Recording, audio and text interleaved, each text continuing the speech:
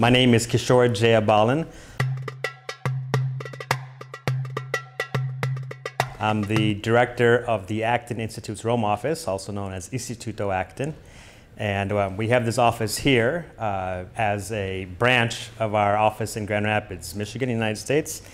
And what the mission of the Acton Institute is to help educate religious leaders of all faiths and denominations, but here in Rome, obviously more Catholic, but Catholic leaders in understanding how free market economics work and what's the relationship between economics and the faith, and let's say theology, more broadly speaking. The Acton Institute was started in 1990 by a Catholic priest, Father Robert Sirico, as well as a Catholic layman, Chris Maurin. It started in Grand Rapids, Michigan, which is where it's currently headquartered.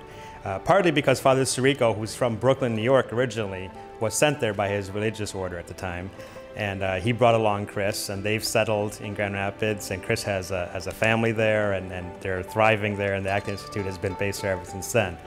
The mission was really based on a perceived need, let's say a lack of formation that many, let's say, priests and seminarians, but also Catholic lay people had about this relationship between theology and economics.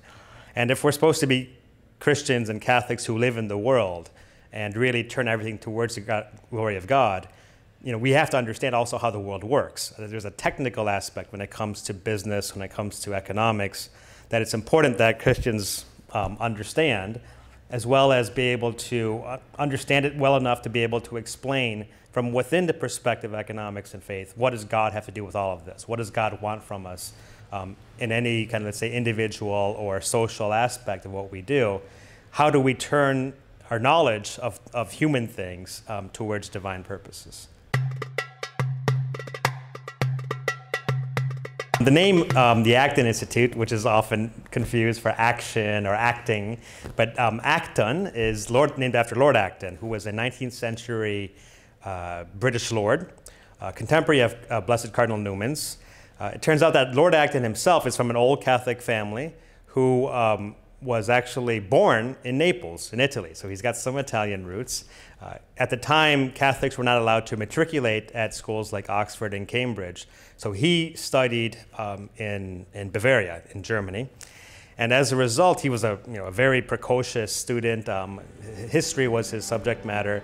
If you go back and read his essays, you'll see he wrote on everything. Any kind of political, social, religious happening of his day came under his attention, and he would write short essays, sometimes longer essays, about all of these kind of things. What ended up happening with Lord Acton is that his magnum opus, which was supposed to be this great work called The History of Liberty, to show how Christianity and human liberty grow together in time and in history, in a way a counter proposal to what the French Revolution and much of European history had tried to propose, that somehow human liberty comes at the expense of throne and altar arrangements or the Catholic faith.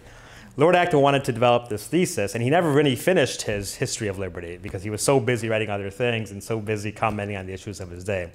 But at the same time, this idea that history shows that Christianity and liberty go together is what the Acton Institute also does.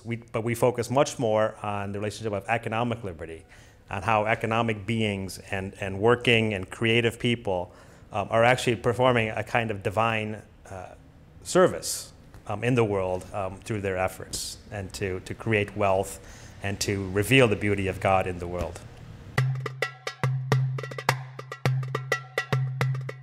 We are a think tank, which in American English might be more well known than in other types of English. A think tank proposes ideas, let's say, to the public square. So we're not a university, we're not a government ministry, but we're somewhere in between these kind of different entities. We hold conferences and seminars and discussion groups and publish books, but always with a goal of promoting our mission, which is, again, to promote this free and virtuous society based on economic freedom and a religiously inspired society and people as well. So we try to usually have 1 or 2 big conferences a year here in Rome. I'm getting ready to leave for a very large seminar we have in Grand Rapids called Acton University. And again, it's very confusing for some people because they hear the term university, they think we have a campus and a curriculum. And we do have a kind of a curriculum. It's only a 4-day seminar where we investigate these themes, starting with the basis of Christian anthropology. What does Scripture teach us about wealth and poverty?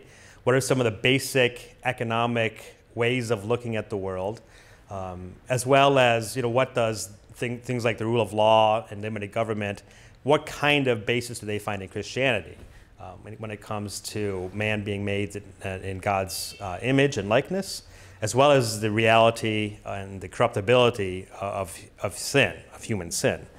So we try to look at all these kind of things and then expand with more seminars and discussions. So I will be giving 3 different lectures of 45 minutes each on the influence of thinkers like St. Augustine and the City of God, John Locke and his theories on property and its influence in the United States especially, and probably one of the most famous, let's say, more liberal or progressive thinkers, Jean-Jacques Rousseau, because his influence and his teachings as a critique of the commercial society are really the most powerful that have ever been made. So if you understand some of these different thinkers, it again helps you in that larger mission of being able to understand how the world works, how we ended up in the state we're in today, and what we could do to make the world a little bit better and reflect a little bit more God's plan for us, realizing at the same time that God's the one who is always in charge and we're simply here to cooperate and be good instruments for him.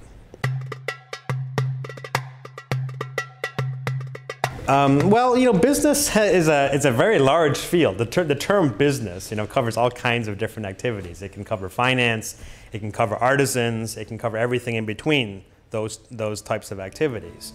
So when we talk about business, we often focus on things like, having some respect for human dignity, no matter who you deal with, not instrumentalize or treat people as simply means to an end. Whether you're a CEO or whether you're a janitor in a company, you still have a divine vocation. And while your daily functions might be quite different, and certainly your remuneration and your pay incentives would be quite different, you can still do your work in a decent way and in a way that does reflect God's plan for you, even if that is always changing in some way in terms of what you do on a day-to-day basis. So when it comes to business ethics, primarily respect for human persons, some of the obvious things, not to defraud people, not to lie, not to cheat, which unfortunately you have to keep repeating these things. We look at the newspapers and you see that people do this still with quite regularity, and it can be kind of depressing, unless you start to realize that it's somehow part of the way the world works and it's not going to be taken away. Human culpability doesn't remove itself just because we don't want it to exist. It has to be something that has to be taught, it has to be practiced, it has to be legislated against, even whether it's in a company or in a large society. So what we try to do is often focus on, what is it that makes a free and virtuous society? And some of these other ethical principles have to do with the common good.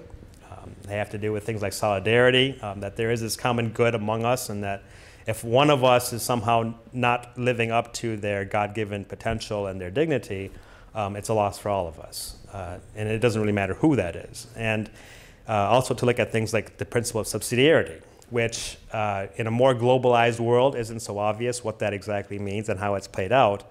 But if we think about it in terms of a family, and a family has a certain responsibility to educate their children, to teach them to be good and decent people, as well as to prepare them for the rest of their lives. And if a family can't do that, they obviously need help from the outside. So the principle of subsidiarity allows that family to take primary responsibility while also being able to rely upon and ask for assistance from other groups in society. And ultimately that also includes, let's say, a local, state, or federal government in the American context, and that takes different forms in different countries as well.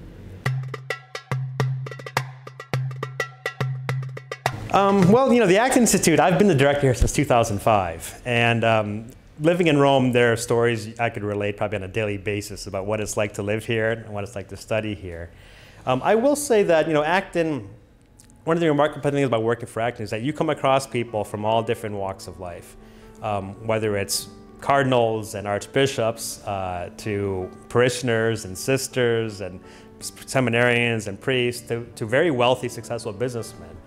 And one thing I've found is that some of the stories are people, when they come to Rome, the amount of joy they have, no matter how successful they are. They could be the head of a very large multinational corporation, and they're excited to see the Pope at a Wednesday audience in St. Peter's Square, just like any other pilgrim. I'll tell you stories that, we had a conference in Lublin, Poland, where John Paul II, the then Karol Wojtyła, was a professor before he became John Paul II, and I think he was still Archbishop of Krakow at the time. But stories about what kind of man he was when he was at the university. He would show up unannounced and sleep on the classroom tables because there weren't room for him there. And he was a very endearing, engaging man. And we had a conference on what would have been his 85th birthday with many of his old students and colleagues. And it was like a very joyous, I think probably very Polish, way of celebrating the life and times of this great man, now a saint. And all the occasions I have had, both when I worked with the Acton Institute, as well as working for the Vatican before, and going back even further, being brought into the church by now Saint John Paul II, has really brought home that John Paul II had this remarkable ability to connect with the lay people, the artists, the workers of his day. And in many ways, we're inspired by this example of John Paul II. And I'm almost a living artifact of that, or a relic you might want to call, of how John Paul II encouraged so many different people throughout the world and during his long pontificate, and still today, to look for things in the world that are not so obvious, to look at things from a supernatural and almost a divine perspective, that God as this magnificent creator has called us to and has really got us to see things that we don't always see or we often neglect. And that's what a good entrepreneur does. And this is one of the great things about working for Acton. We can combine something that seems so disparate as the life of a saint and the life of a businessman and look for that commonality and look for that divine spark that's always there in the human spirit. So some of these stories I could probably go on and on much longer, but one of my favorite ones was that conference we had in Poland, in Lublin, which is in the far eastern part of Poland, and the great experiences we had just with all these people who knew him so well, and to be a part of that and to feel part of this larger chain, this larger picture, it helped me really understand Karol Wojtyła much better. And I think going to Poland, you breathe the same air and you walk on the same ground, and it's probably as incredible as I haven't been there yet going to the Holy Land itself and seeing how the early Christians lived and the experiences they must have had with our Lord there. If you would like to participate in the next program of Cast Out Your Nets, sharing your testimony of apostolate and evangelization, visit our website at www.eukmami.org for more information.